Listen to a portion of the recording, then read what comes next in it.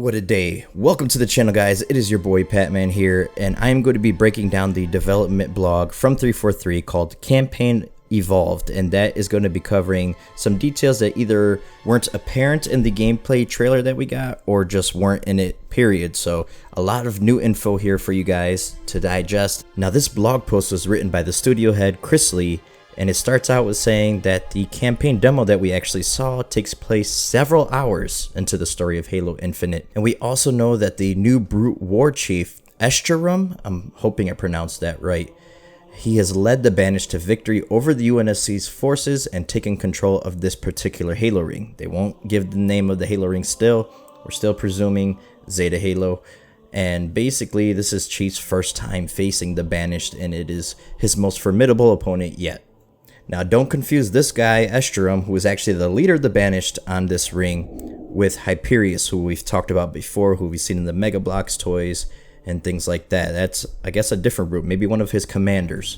Now, 343 also states that they really want to have new players go into Halo Infinite without needing any prior knowledge of the series, but also striking that balance for the veterans of the series like us who, have come from Halo 5 and want to continue that story. And you're going to be rewarded with new mysteries to unravel. Once again, they talk about exploration and rewarding players for exploring the ring. But this will not be at the cost of a narrative. They said they worked very hard on this narrative and crafting this story, so I'm really excited about that.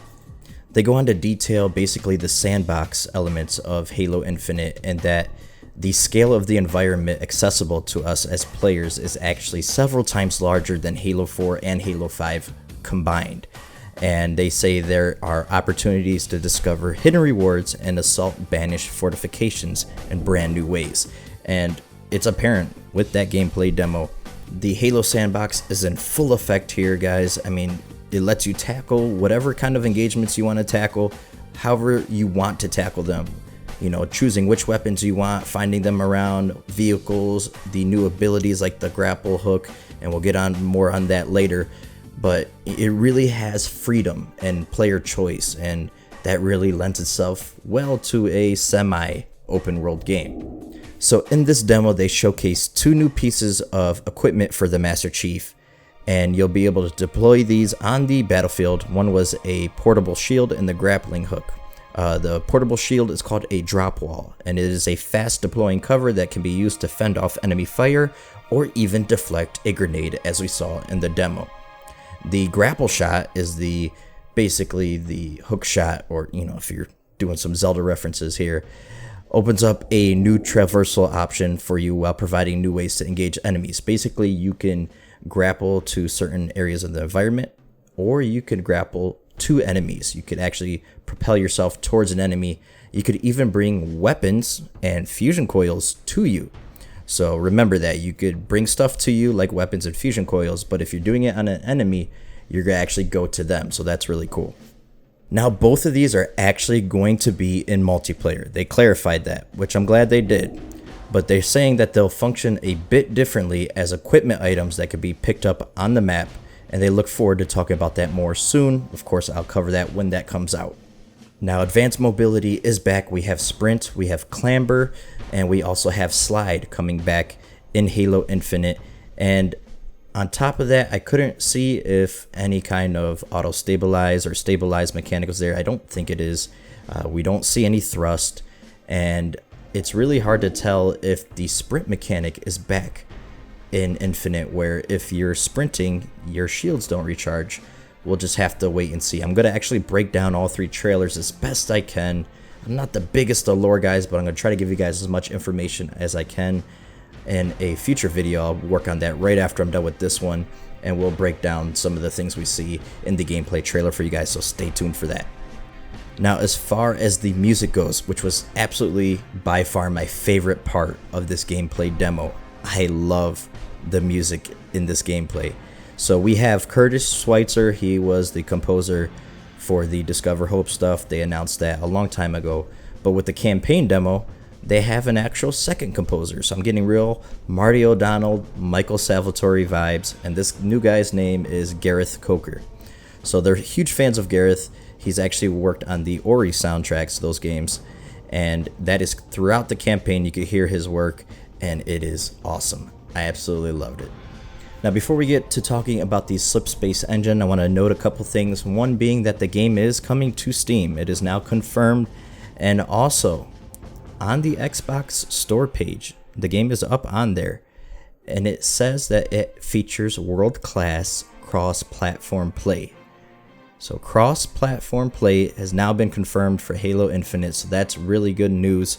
Who knows if that's going to be at launch or what, but I will keep you guys updated. And by the way, it's rated T for teen. Now, something else that I wanted to note, there is a rumor going around that this actually was not captured on a Series X. It was on a PC, and it seems that might be true because on both the Xbox and Halo YouTube channels, in the description for this trailer, for this gameplay trailer, it actually says that the Halo Infinite campaign gameplay was captured real time and representative of the experience of the Xbox Series X, running at 60 frames per second and up to 4K resolution. Now, when they say up to 4K, I wonder if it'll have like dynamic scaling on the resolution, sometimes hit 4K. Probably. It's a pretty big game. It looks to be almost open world. So as far as the Slipspace engine goes, they of course built this engine from the ground up to serve as the foundation for the future of the franchise. Now, they said it's too extensive to really get into the technical achievements and enhancements that Slipspace provides, but one thing that they do want to note is that they're able to pack in 10 times the processing per pixel in this game than on the previous engine. And they said it's creating the most visually rich game they've ever made to go with the most open and expansive environment to appear in any Halo game. Now, there were a lot of criticisms online about the graphics of Halo Infinite, and I think rightfully so, honestly. That was one of the things I was disappointed about.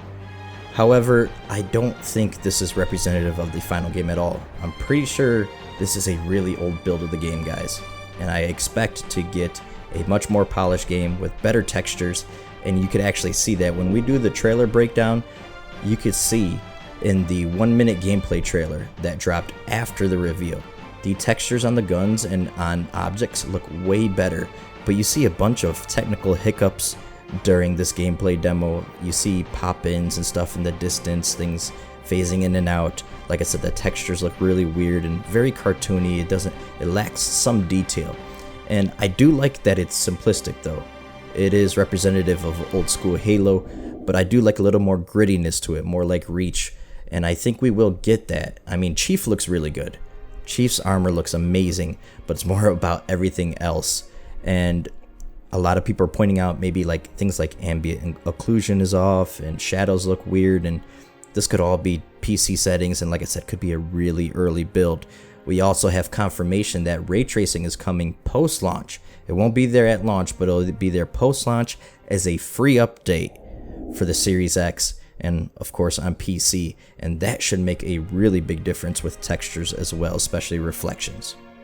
Now let's move on to the flight plan, and this is some disappointing news. So back in 2018 when they revealed Infinite, they talked about the flight or the beta for Halo Infinite and being able to bring the community in and help with the development of the game, basically much like Halo 5 where the beta launched a year before release, and we really could shape based on player feedback how we wanted the game to be changed. Well, now it seems that might not be the case with Halo Infinite, or it might be really scaled down and not as ambitious of a flight and letting in as many people as possible. So obviously flighting has been really important with MCC, especially on PC, and they said with Halo Infinite they're committed to building the game in partnership with us, the community, but given the unprecedented challenges of this year, they're not quite where they expected to be in terms of a broader public flight. So while not being the full program that they had originally envisioned for Halo Infinite, they've been working very closely, they said, with the community on nearly every facet of the project. From the earliest planning, where they focused on broad feedback around the art style and story, to actual hands-on playtesting and focus feedback with confidential groups of the community representatives. Over the past 2 years, they've been basically building this game with, high-profile community members, high-profile Halo YouTubers, things like that, people who have been around for a while. But they do say that the team is still working and assessing the options for a broader hands-on opportunity for a Flight for Infinite before launch, and they'll share an update on that when they can, but it also doesn't stop when the game launches. It's probably even more important post-launch for the flighting program and testing out certain things to shape the future of Halo Infinite, and it's probably more important than any other Halo game before it because post-launch support for Halo Infinite is where it's really going to shine, and that is apparent in a bunch of the articles I've been reading. Now, I'm honestly kind of worried about this because if you can't even get out a flight before the launch of the game, that makes me think that we're going to be beta testing this game when it launches, and if that's the case, push the game back, delay it. It would be absolutely understandable, especially with the times that we've had to deal with this year in 2020 with the pandemic. It'd be absolutely understandable to push the game back. I don't think Microsoft's going to let them do it because they're trying to launch their Xbox Series X alongside Halo Infinite, but I really don't think this game can afford to have a sloppy launch, so hopefully they figure that out. But that brings us to the end of this video, guys. I'm actually going to do another video featuring a bunch more info that's all over the internet because a bunch of YouTubers and IGN and big websites actually got interviews with 343, even giving more details, and I've been scouring the internet trying to compile all that information together for you lovely people. So if you like that kind of dedication, hit the like button, subscribe for me if you're new here and you want to stay up to date on all the latest happenings in the world of Halo. I hope to catch you on either a previous video of mine or a future video of mine. Until that time comes, I'm your boy Patman, and I'm freaking tired, so I'm out.